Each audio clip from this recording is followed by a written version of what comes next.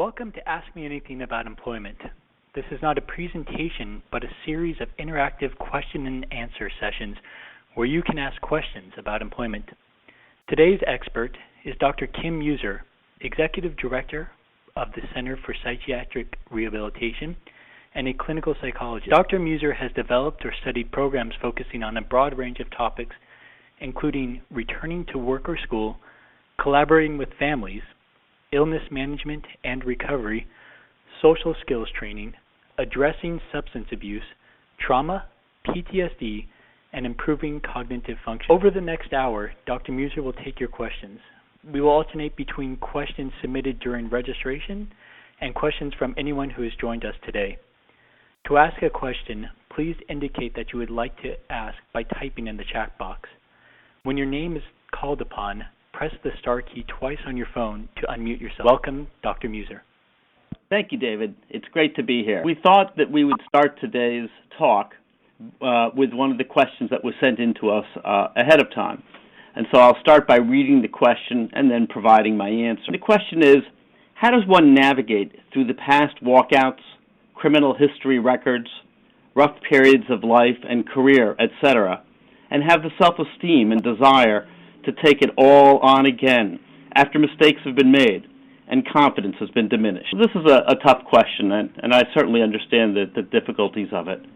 I think the most important thing is that hope is the constant companion that fuels the energy in the recovery process and the process of looking and finding work again. It's a process in terms of not just believing that there is something out there, work, meaningful work, community engagement, but knowing that it's there, and along with it, a better life. Social support from family members, friends, peers, and others can be critical to maintaining this hope and sticking with it in terms of job search and keeping jobs. Another important thing is self-compassion. Self-compassion refers to giving yourself a break, showing yourself the kind of compassion and the kind of understanding for the difficulties that you've been through that you would show to another person in a similar circumstance. Thank you, Dr. We'll be happy to take your question. And until then, I suppose you can take a second question that was submitted previously. Okay, this is a two-part question, and I'll answer both parts because I think that they really go together. The first part says, do I disclose my mental illness to my employer? And then the second part is, when is someone ready to return to work? So for the first question, about when do you disclose having a mental illness to an employer, there are two primary considerations that guide the decision to disclose about one's mental illness. The first one is whether you need a job-related accommodation. This is a kind of a modification in your work tasks or responsibilities or schedule that is critical in order for you to continue maintaining your job, managing your mental illness, while at the same time doing basic work that is expected of you by your employer. Employers are required by law to give accommodations to people with disabilities, but in order to get an accommodation, of course, you need to explain to the employer that you have a disability. A second consideration is whether you want to disclose for personal reasons related to being your whole self at work and feeling more comfortable with people knowing certain aspects of your past experiences, such as mental health challenges, as opposed to keeping that part of you as a secret. Some people prefer to keep their mental health history as a part of their personal history and not to share it with others at work, whereas others actually feel more comfortable sharing certain parts about themselves, including those parts at work, because it makes them feel more complete at work. So those are the two considerations that guide disclosing about having a mental illness at work. The second part of the question was, when is someone ready to return to work? And the most important answer to that is when the person wants to work. When you want to work, that's your most important indicator of your ability to return to work. It's important to be able to have some ability to focus your thoughts and your concentration on work-related tasks, assuming that you're going to begin returning to work part-time. And so you need to be able to sustain some attention and to get some work done.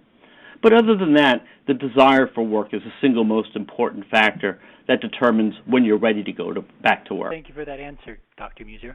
Akisha, if you could dial ** on your phone, we're ready for your question. Thanks so much. Hi, Dr. Mueser. Hi. How are you? Good. My question is really specific. So it's focusing on what kind of interventions do you use to help build motivation and energy in clients that may specifically have negative symptoms dealing with schizophrenia, so are often having that low level of energy. That's the first part of it. And the second part is, in the process of doing that, how do you make sure to draw that line of distinction between acting as a therapist versus acting in the role of employment specialist? Those are great questions, Akisha. I think that the most important things in terms of working on building motivation and building stamina in people who struggle with negative symptoms is trying to take things slowly, one step at a time, and to have a positive attitude about the person's ability to gradually either relearn or take on greater challenges and to invest greater energy in the work that they're doing. Finding work that is related to the person's past experiences and interests is important, because engaging somebody's attention can certainly be critical.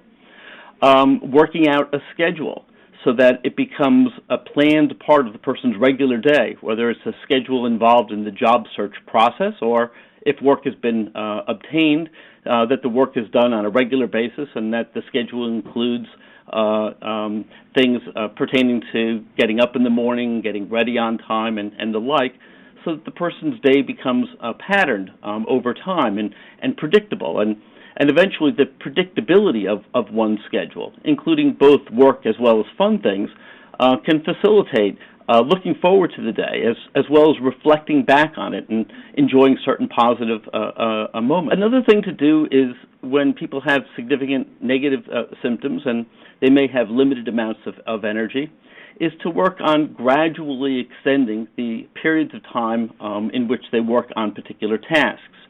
Most everybody can extend the amount of time they work on a task if they schedule rest breaks and then gradually increase the distance or the time between those rest breaks. So the most important thing that we find in terms of helping people cope with negative symptoms is focusing on the positive, identifying things that are related to their areas of interest, working on gradually building up their schedule in terms of particular things that they're doing with plenty of rest breaks in between, and focusing on increasing the amount of time that they're able to attend to particular tasks. And that may include work tasks, but also recreational tasks. People used to think that people with negative symptoms didn't have as much capacity to enjoy events, but we now know that enjoyment, the experience of pleasure, is something that can be learned with practice, like so many other skills. Well, thank you for your answer, Dr. Mueser, and Keisha for your question. Dr. Mueser, can you go for one of the prepared questions that you submitted? Here's another question, very interesting one, and not an uncommon experience. The person writes, even though I am a VA and Indiana peer specialist, I stay as a volunteer because I live with command hallucination. For people who don't know, a command hallucination is a hallucination, like a voice that instructs or tells the person to do something, and they can be very upsetting. I have found that my best defense or coping strategy is to disengage or leave the place where this occurs. So my question is, how can I better combat or cope with this in a work setting? I've lost many jobs already, but I still want to try to stay in the workplace. So let me talk about this. And first of all, as I noted earlier, to say that hearing voices, and including hearing voices that tell you to do things that you don't want to do, are not uncommon experiences. They happen in different mental illnesses. Sometimes, occasionally, they happen even in the general population. So it's not that unusual. So here are some different strategies that can help you cope with those voices without having to leave a work situation, which can enable you to keep a job, which it sounds like that is related to your goal. First of all, is to take an acceptance-based approach to the voices, which is to accept the fact that you can't completely control when they occur and when they don't occur, But what you can control is your behavior. Just because you hear voices doesn't mean that you have to respond to them, to do what they tell you to do, or anything else. What you can do is attempt to just notice the voices, meaning you're not trying to suppress them, you're trying to acknowledge them, but not give them undue attention and not let them wreck your day or make you feel bad. In other words, just noticing the voices is sometimes easier to do than trying to make them go away or reacting to them. And then a related part of this is to remind yourself of what your goals are. Why are you at work? Why is being at work important? And to remind yourself that you're the one who's in control of one's behavior, not these voices. The voices actually have no power over you. They can be upsetting, but only to the degree that you allow them to be upsetting. Accepting them and the fact that you can't control everything that goes on in your mind, but that you can control your behavior, is really one of the basic parts of a kind of therapy called acceptance and commitment therapy. That's proved to be very, very useful to people who have upsetting feelings and thoughts that they have difficulty having control over. And of course, the important thing here is that you have control over your behavior, and your behavior is directed by your goals and your values. And so that can help you accept when you hear voices without having to feel that you need to leave the situation or that you will lose control. There are other strategies for dealing with voices.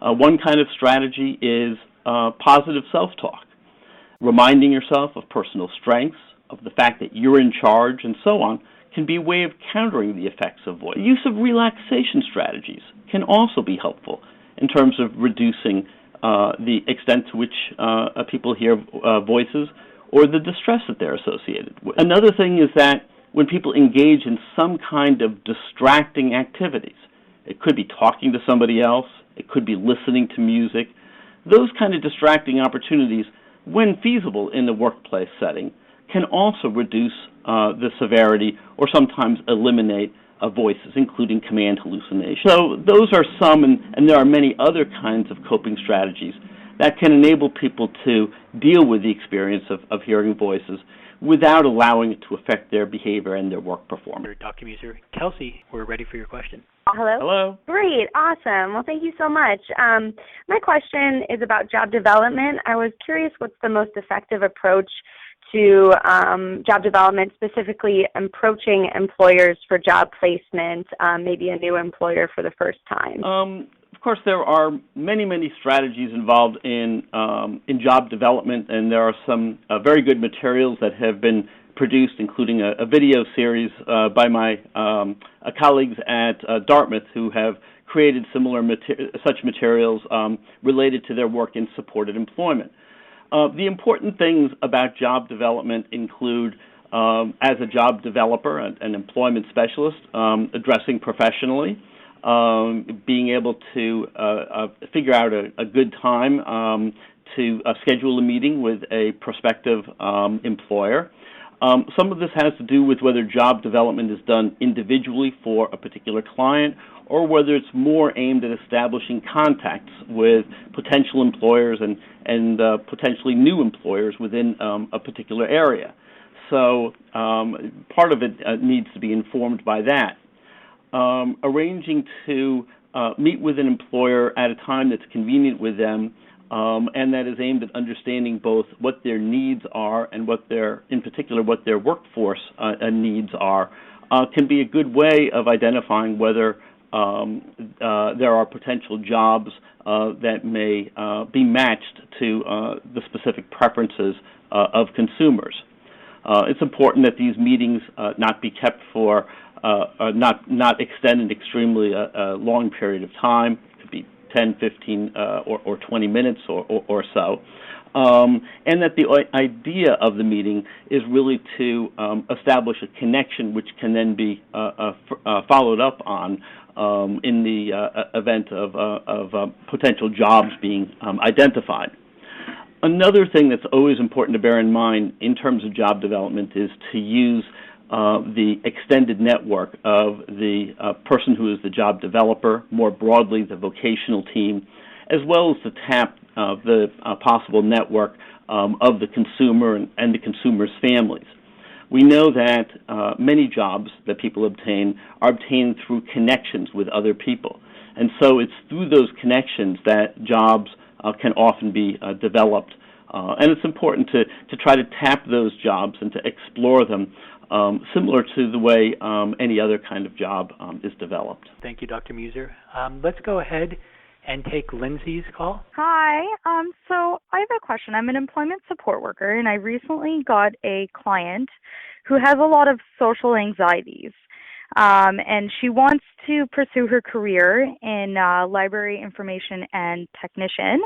So she would like a career position, but she seems to have a lot of anxieties around teamwork, around people supervising her. So she says she has a lot of anxiety if people are almost watching over her shoulders. Even maybe I asked if she has anxieties about even people sitting maybe close beside her by a computer. She has some anxieties around that also. I wonder if you can give me maybe some strategies I can work with her.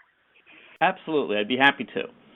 First of all, it's important to bear in mind that social anxiety disorder is actually the most common anxiety disorder, and probably the most common psychiatric disorder, if you want to consider it a disorder, of all the possible disorders. So it's very important for people to know that the anxiety that they experience is quite common and that other people experience it.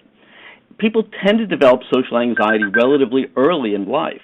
Often the onset is sometime in adolescence, and it can make people very, very uncomfortable. And even though people want to connect with others, it can inhibit or get in the way of connecting with others. But on the positive side, there are lots of effective strategies as well as treatment programs for helping people overcome their social anxiety. Some of the strategies for overcoming social anxiety include helping people practice and use anxiety management or relaxation skills. For example, there's a kind of a skill that's widely used in anxiety disorder treatment programs called breathing retraining. The idea of breathing retraining is that it teaches people how to slow down their rate of respiration in order to decrease their overall physiological arousal, or over-arousal, as the case often is in people with social anxiety disorder.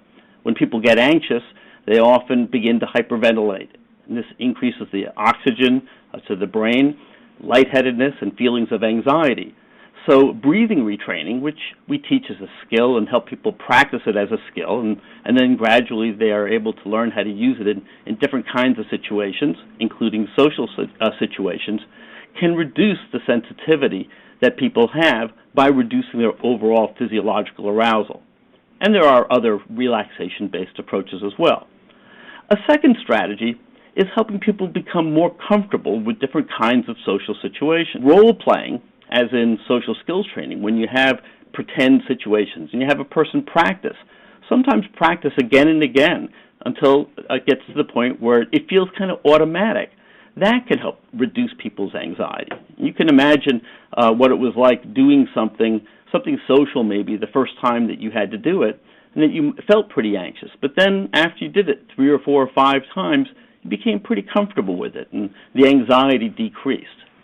So, for example, if somebody felt anxious about being supervised, setting up role-play situations in which the person practiced responding to a supervisor, giving feedback, would be one way of decreasing the anxiety. And by helping them practice in role-play situations where you have a number of role-plays, one followed by the other, the person becomes more comfortable in the situation, and you can provide them with feedback to try to make sure that they are as effective as possible in responding to that situation. A third thing about social anxiety, and this was, I think, alluded to in your description, is that people tend to have an exaggerated and often inaccurate perception of how other people view them. They feel that they're being scrutinized, and they often feel that they're being judged or evaluated more harshly by other people. So it's important to help people with social anxiety get feedback from other people about how they come across, and for you to provide feedback to to the person. Helping people realize that the thoughts and that the beliefs that they have about how others might be evaluating them are not always accurate, and that they can test out, they can check out those thoughts, and that they need to correct them when they're inaccurate, can also reduce that sense of being scrutinized by others in different situations. This is part of what cognitive behavior therapy is about, helping people test out certain assumptions that they have. And in social anxiety treatment programs, often an important part of the program is getting people to give feedback about each other. And the feedback that people get from other people is almost always more benign, more positive than their own self-evaluations of how they're doing. So I think it's very important to encourage people who have problems related to social anxiety to continue to pursue their goals, and to assure them that there is a wide range of strategies to help them not just cope with their anxiety, but actually, in many cases, to overcome it and to be comfortable in those kinds of situations that are important for their work-related goals. Perfect. Thank you. The last point was really good. Thank you. Thank you again for asking your question, Lindsay. Dr. Mueser, let's take one of the previously submitted questions, and then we'll take Cecilia's. Okay. This question was, how do you get someone you are concerned about who refuses help to seek treatment? And so this is a challenging question, and it's a question that's often asked by family members or siblings or spouses or a boyfriend or a girlfriend of somebody who may be having emotional difficulty. There are two basic strategies involved in helping someone in such a situation seek treatment. The first is that it's very important to express your own concerns directly to the person. By expressing your own concerns, to explain to the person why you're worried and how that affects you, and in as a matter of fact and direct a way as possible. The second thing to do is to try to engage the person around particular goals or values that are important in their life and that they may be having difficulty pursuing or living a life consistent with their values because of the mental health problems that they're experiencing. If you can engage them around their goals or their values with the aim of helping them make progress towards goals and live more consistently with values that they may have, that can then bring mental health problems into focus, and you can begin to explore with the person how perhaps taking very small steps to looking at different ways of dealing with the mental health problems could help the person achieve those goals. It's not important for the person to develop insight into having mental health problems or a mental illness, nor is it important that they look at treatment for a mental illness as necessarily being treatment in that same way. Rather, the idea is to engage them around helping them make progress towards goals and identifying possible solutions that can be used to deal with obstacles that they're experiencing towards achieving those goals. If your connection with a person is around living the kind of life that they want to live, and you're helping them try to make steps towards that, when mental health problems are present, the possibility of different treatment strategies that may help the person deal with those mental health problems quite naturally comes into the picture without you having to force it in any particular way or it being coercive in any way. In that way, the person sees at least exploring mental health treatment options as something that's in their own best interest and something that can help them make more progress towards their goals that they've been most recently thwarted in working on. We have a question from Cecilia. So one of our consumers had a question. When you're working and you get frustrated or overwhelmed, what is the appropriate way to handle this or it? So, employment specialists are human just like everybody else, and it's certainly easy to get frustrated because of the challenges of the job. It depends a little bit on the nature of the frustration, but let me throw out a few ideas. One is that it certainly can be stressful going all over town trying to work up jobs for people, trying to provide supports as needed, and sometimes things don't always go according to plan. So I think it's important to build in either rest breaks, a temporary meditation, some periods of mindfulness, some times to do some relaxation strategies throughout the day. If you find that the stress of the everyday role of being an employment specialist or a vocational specialist is something that that builds up in an unpleasant and upsetting way. So the use of stress management strategies can be very helpful. I think it's also helpful to realize that the nature of job seeking, helping people get jobs and keep jobs, is one of the most difficult tasks for anybody to accomplish. It's difficult for people to accomplish on their own. The job market continues to be very competitive. It's difficult if you don't have a disability. It's even more difficult if you have a disability. And the role of helping a person with a disability obtain work and keep work is very challenging as well. And so, similar to my comment earlier in terms of having compassion for oneself, it's important to give yourself a break and to recognize the inherent challenges in terms of what you do, and to avoid getting down on yourself excessively when you're not as effective as you would like to be. One final thought is that work in terms of helping people find and keep jobs involves working with a lot of different people, of course. It involves working with consumers, with their family members, with other employment specialists, with mental health team members, with employers and other people in the general community. And so it's only natural that some of those interactions are going to be with people that aren't as satisfying or pleasant as you would like, and some of them may be downright annoying. And so when you're faced with some of the challenges of dealing with other difficult people, I think that it may be helpful to look at those experiences as potential lessons.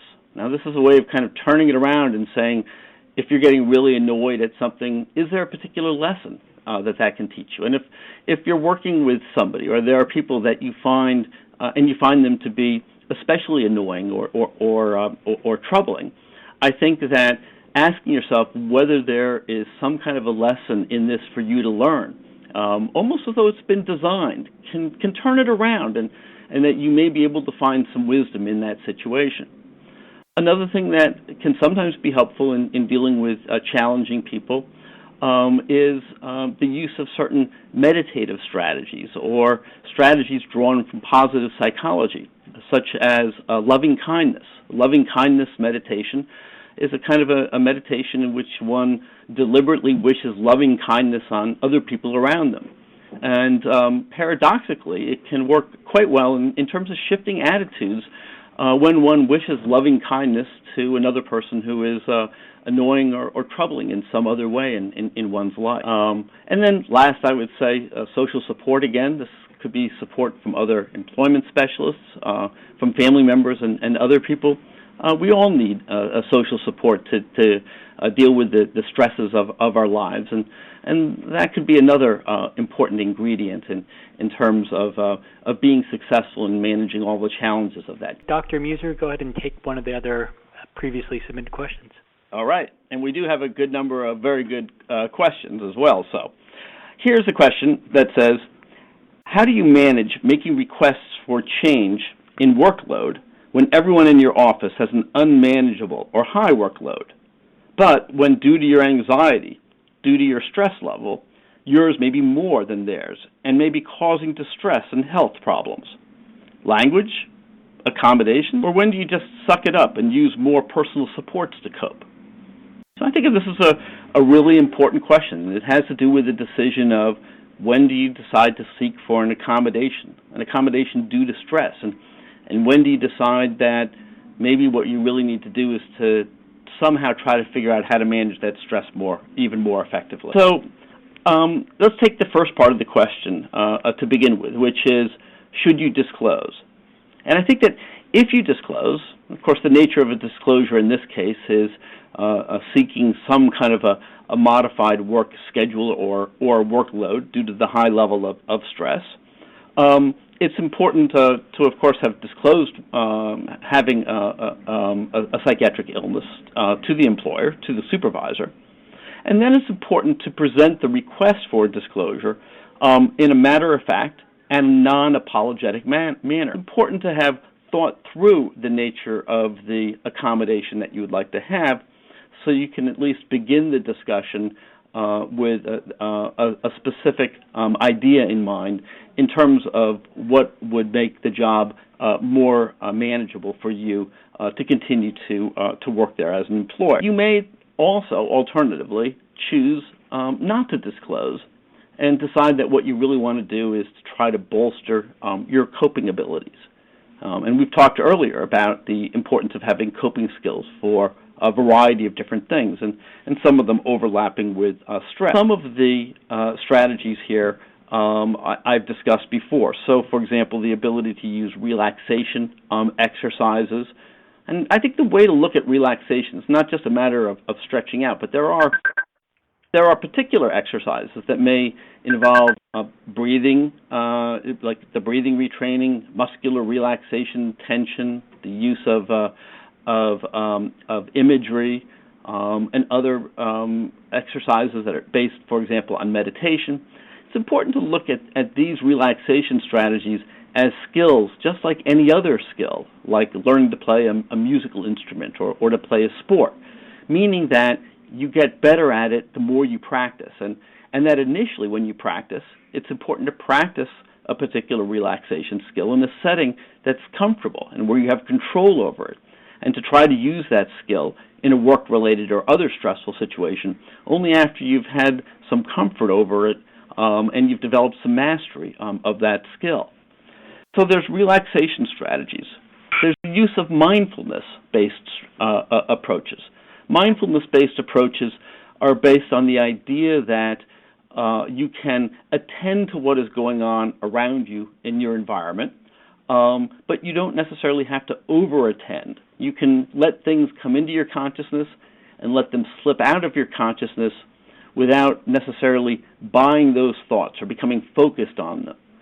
So one of the important things in terms of dealing with stressful work environments is making a decision in terms of what's important to focus on and what do you not have to focus on. There may be certain things, they may be somewhat annoying or distractions, but it may be more important not to focus on them. And when they come into your attention, to acknowledge them and then to let them fleet out of your attention without giving them more mind. Meditation, something that I mentioned earlier, is certainly again, a skill that it can be developed, is typically used outside of work settings, but there are aspects of it that can be used in work.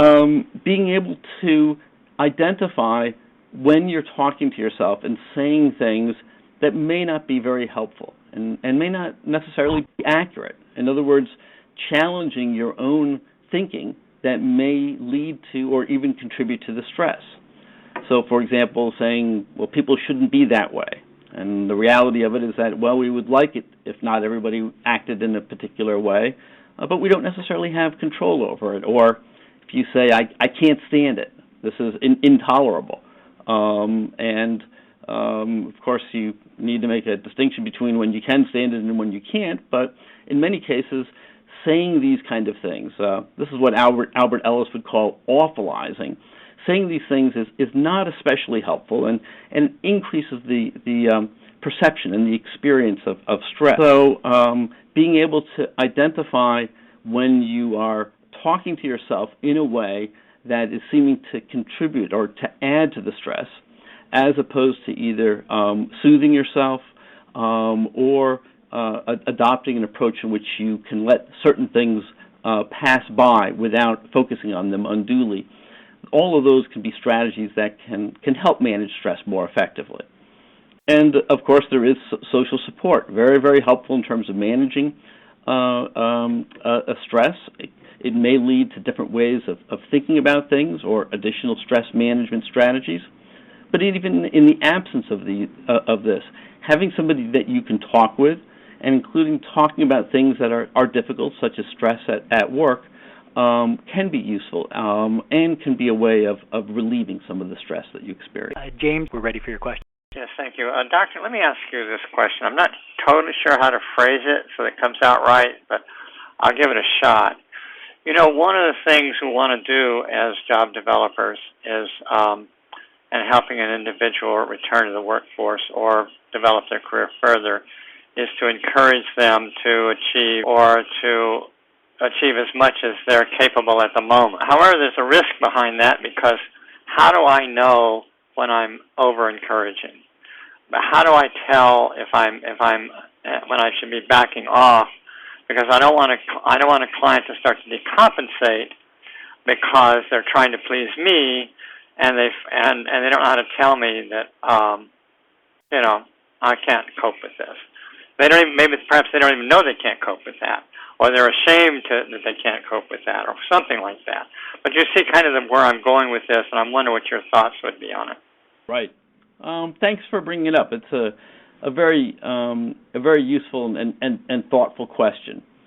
In my experience working with people, I don't think the risk of somebody working too hard and that leading to a symptom exacerbation, a decompensation, so to speak, or a relapse, in my experience, that does not happen very often, and that the negative effects of pushing somebody too hard are more often that the person becomes somewhat less invested in work and in pursuing work, and that the process of pushing actually leads to more and more difficulties in terms of active collaborating. The way I like to think of it is, with many clients that I work with, I like to sometimes think of myself as a coach, and that the basis of my relationship with the person is the goal that the person has in terms of the kind of work that they want to have and the kind of job, and that may be related to either the kind of things that they want to do or something that's important about having the increased income or just being more of a contributing member to society. But the relationship is based on that. And then what I try to do is to lay out different approaches and to explore. The person often has a lot of additional knowledge, and so it's very much of a collaboration. But to lay out and explore different options or approaches to helping the person make progress towards that goal. Now, there may be areas where I have particular expertise and where I think, for example, that practicing skills, helping the person get out to a certain number or with a certain regularity in terms of job interviewing, and where I think that the practice can really be helpful, or the process of engaging in job search activities on a regular basis can be helpful.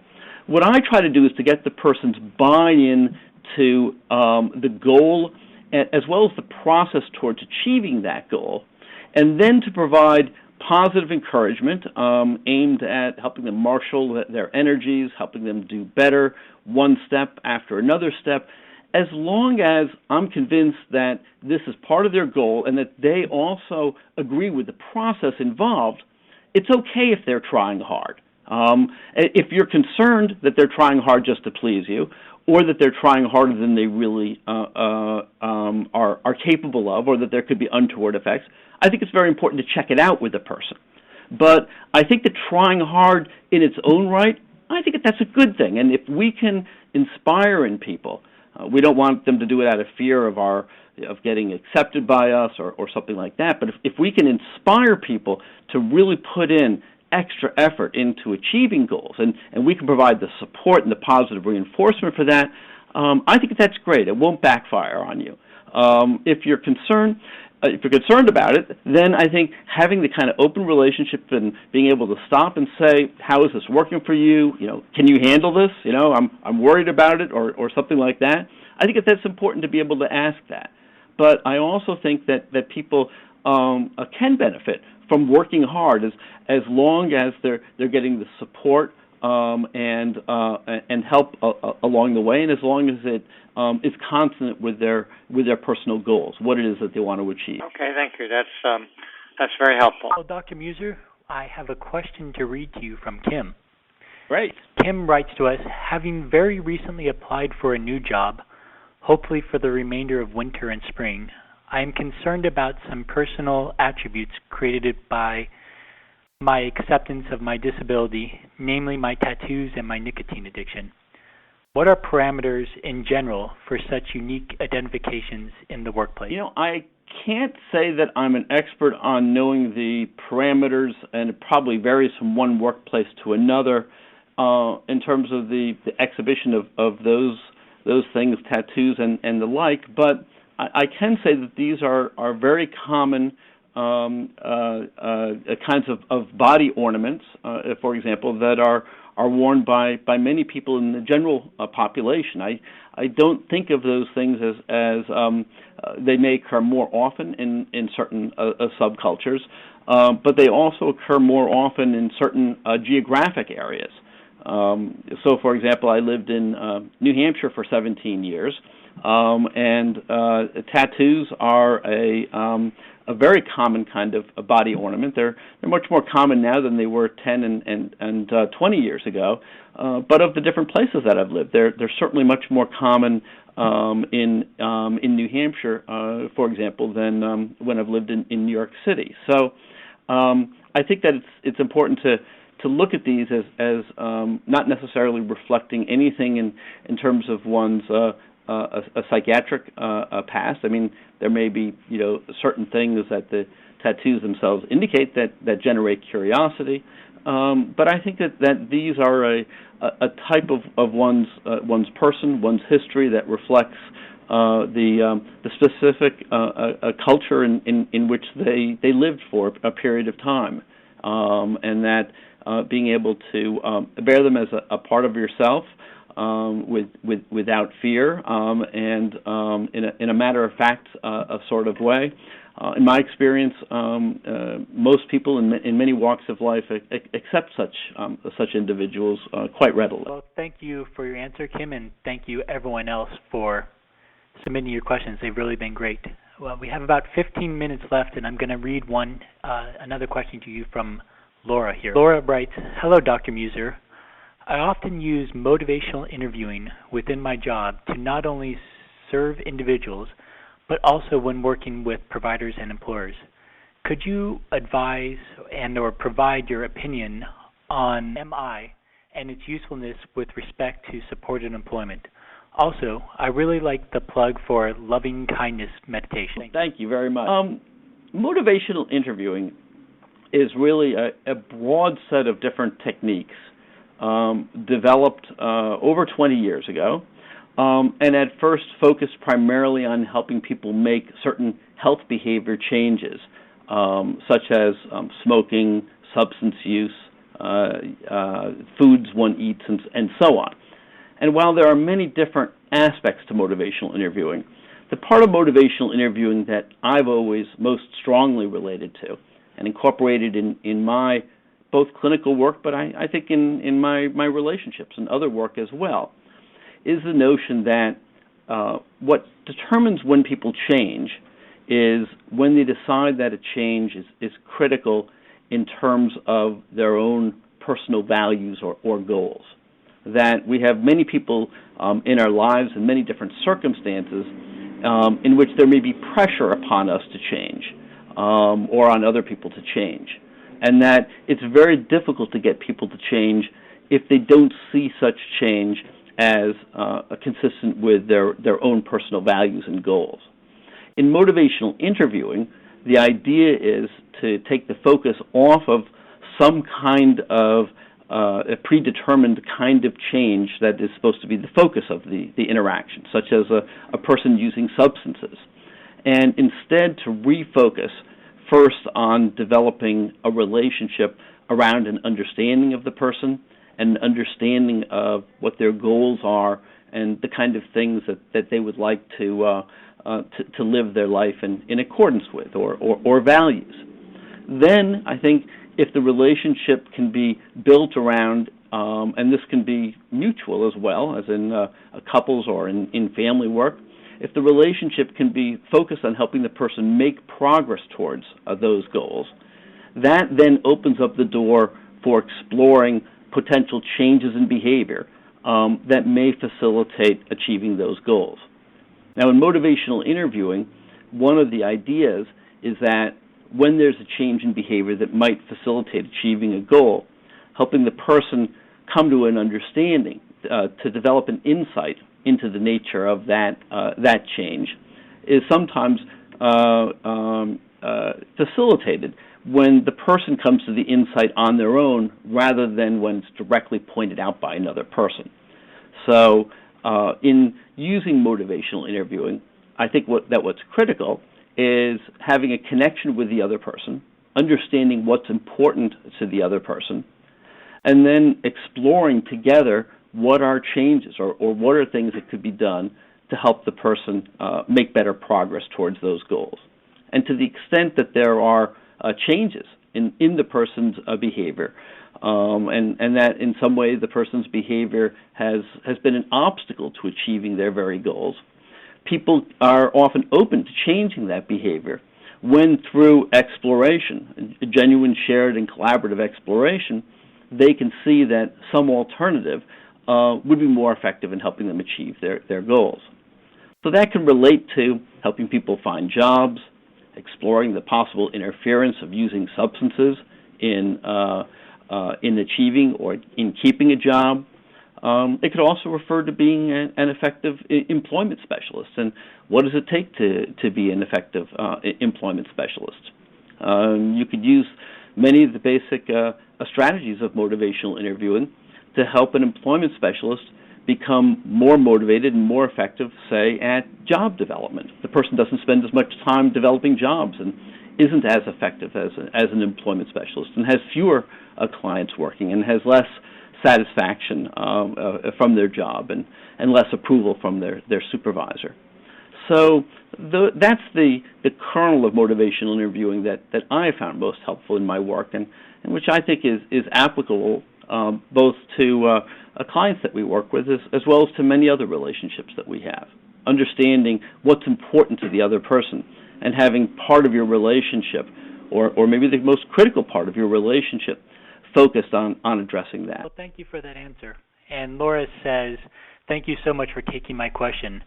I found it helpful with stigma and conquering fears on both sides of the interviewing table. I truly appreciate your insight.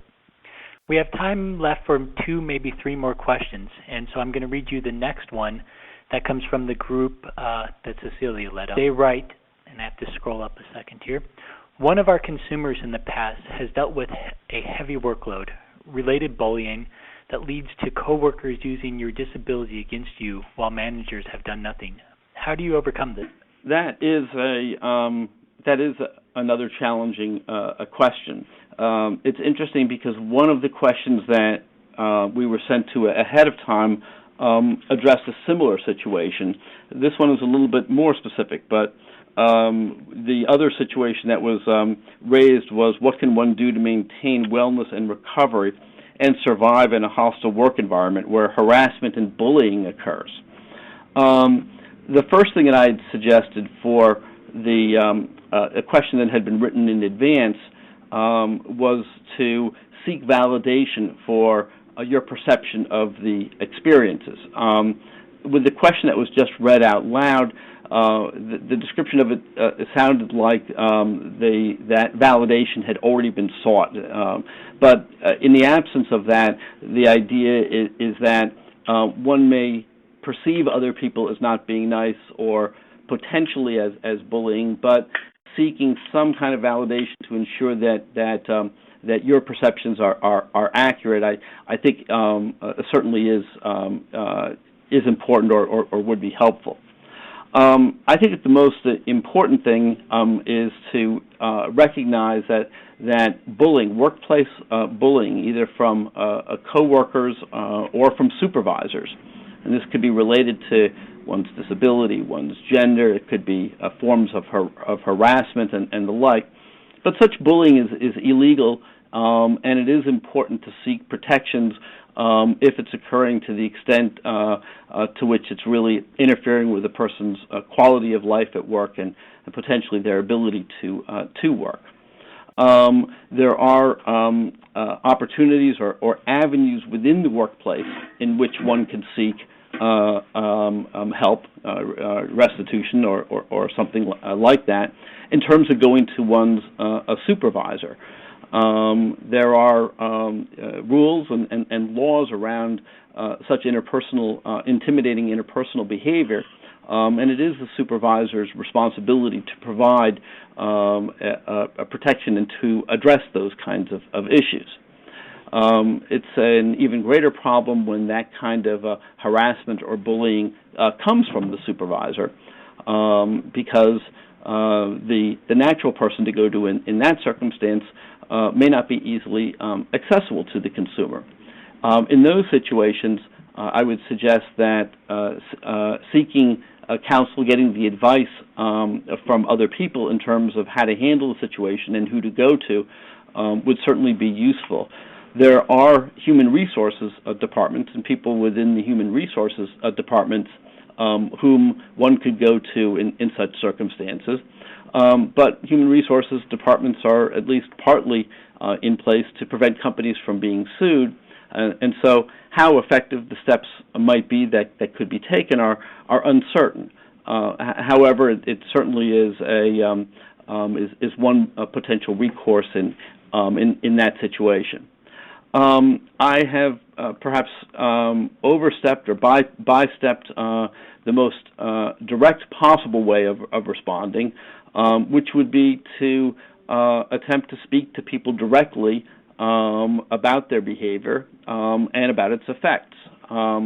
This is perhaps the most difficult thing to do, but I certainly wouldn't rule out the potential benefits of having a direct and honest and preferably not hostile communication or interaction with a person in which the person expresses their feelings and expresses their unhappiness or their dissatisfaction with another person's treatment of them, including any bullying kinds of behaviors around the disability, and makes a frank but explicit request for the person to stop.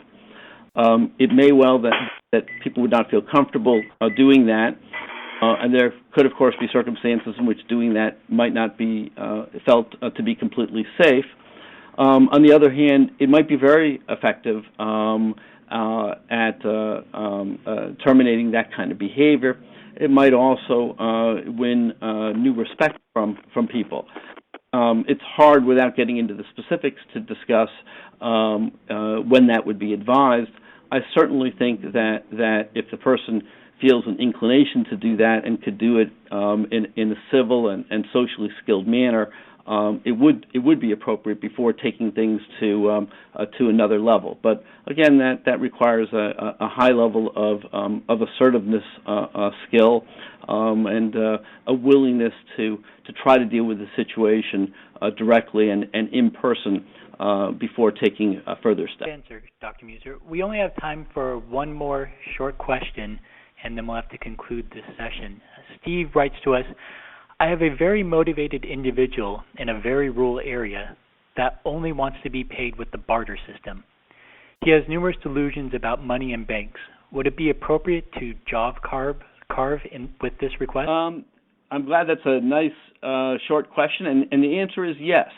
Barter system is recognized as an alternative payment system, and many merchants working in many different walks of life are open to barter as an alternative to financial a payment for services. I was even reading, much to my surprise, a number of years ago that psychologists providing psychotherapy are permitted to barter in settings, and as appropriate, that the goods are in appropriate value to the services delivered.